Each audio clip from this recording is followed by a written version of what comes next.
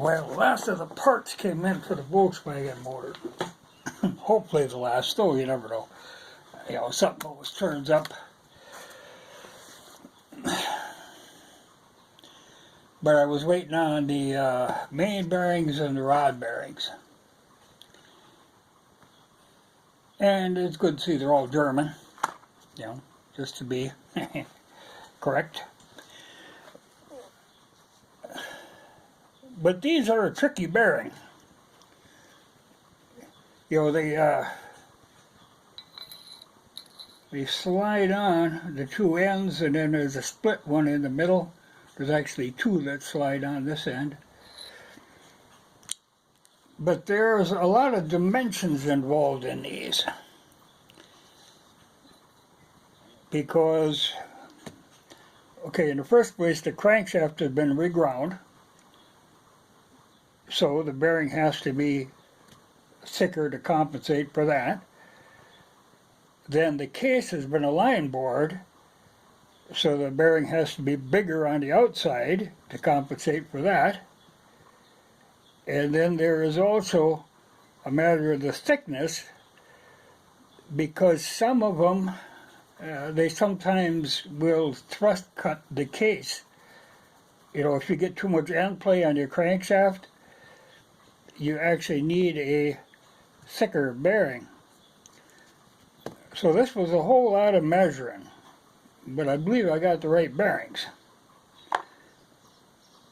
But I was double checking and triple checking it. You know, it's not the kind of thing you want to make a mistake on. And, you know, of course, I'm used to using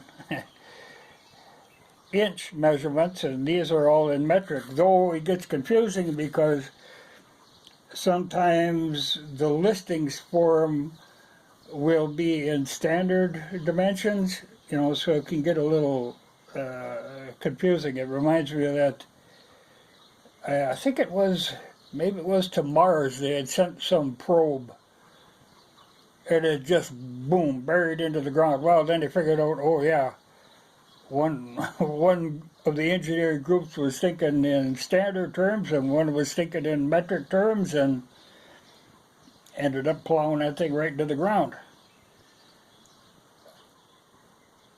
So I'm always double checking, and I do have this digital caliper that actually, you know, it'll work both ways. I normally don't like digital. I like a regular analog, but what I'm trying to convert, you know, from metric to standard, because like I say, I'm used to thinking in standard on my clearances and stuff. It's kind of the way I think. So the metric stuff can get a little iffy. So like I say, I'm checking and double checking, and I think I got the right ones now. But no, it's just a matter of putting it all together. I've got the cases cleaned up, but I have to re-clean them, because something like this, cleanliness is an important factor.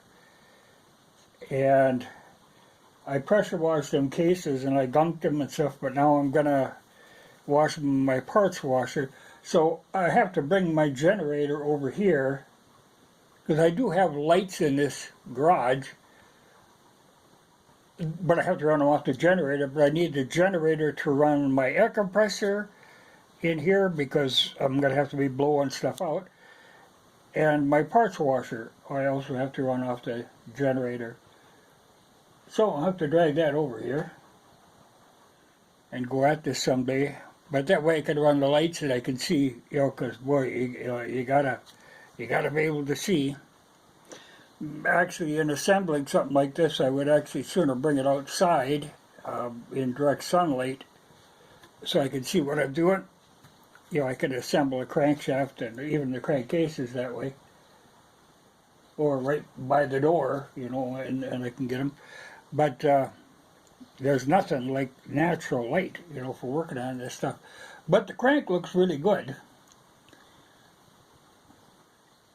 You know, now that I feel that I have the right bearings,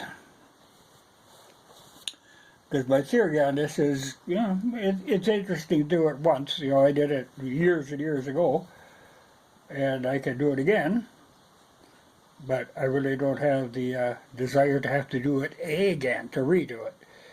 So I have to be really careful on this. Though I'm used to working on this sort of thing, like I say, the thing I have to watch is the metric angle on the thing, because the measurements have to be pretty precise. But I'll get there.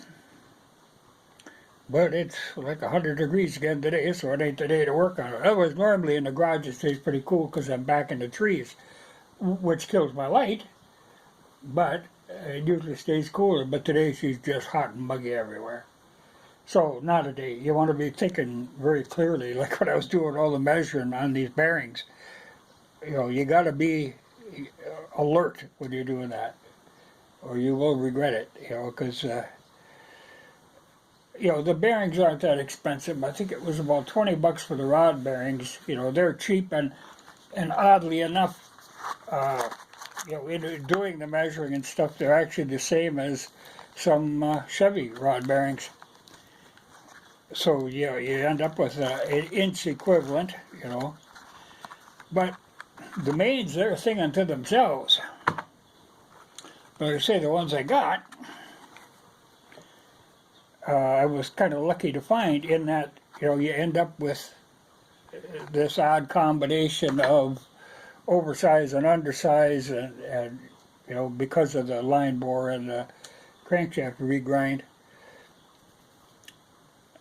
But I think I got it all together. But it's something you really got to pay attention to, or you will plow into the surface of Mars.